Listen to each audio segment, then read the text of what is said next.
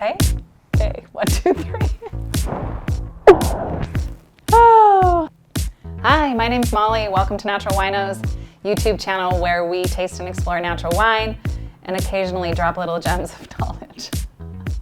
If you are enjoying the content that you are finding here in this channel, please do subscribe and comment below. The days of COVID, I really miss interacting with all of you. So let's interact through comments. So today we are tasting through the club wines. So in November, Molly's Bottle Club did 5 wines instead of 4.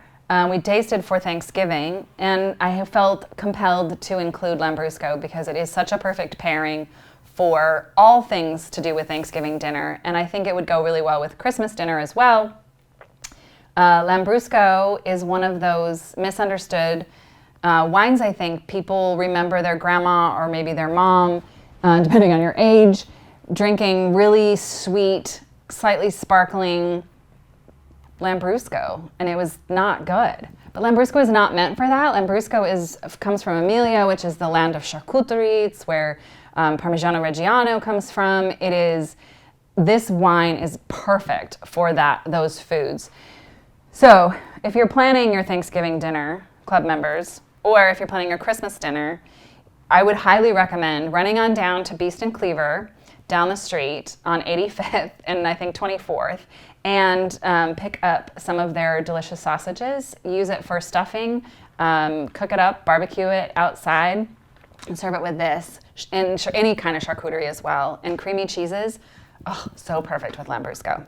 So this is Lambrusco Grasparossa and Lambrusco Maestri.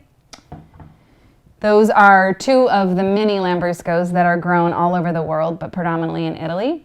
As you can clearly see, they are very dark, very, very dark. If you watched another video or episode where we talked about Lambrusco Salamino, you can remember the difference of in skin contact, coloring. So all of these go through 6 to 8 days of skin contact, and they're done in the ancestral method. So all bubbles come from being in the bottle. And this is like dark and smoky and thick and unctuous and delicious. The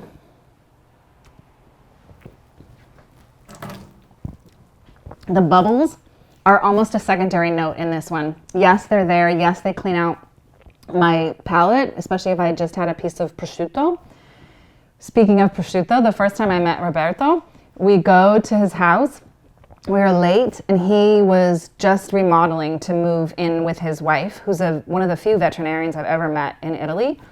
So he was living in this smaller portion of the house. And he says, "Oh, are you hungry?" And I'm like, "No, I'm okay. I'm fine. I'm gonna go have lunch in town." No. I'm just gonna cut you some meat. He pulls out this ancient Burkle which is like the most amazing meat slicer. He found in some farmer's garage and restored himself. And he starts slicing up meat. And then he gets on his phone and says some things in really fast Italian, which I can usually track, but didn't this time because he was speaking in a little dialect, I think, too.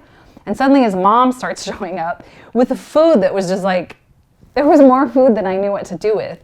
So little fried pieces of dough with lardo draped over the top that just kind of melted into the dough, and plates of prosciutto and coppa and all kinds of charcuterie and cheeses and vegetable pies. And needless to say, I missed the rest of my appointments for that day.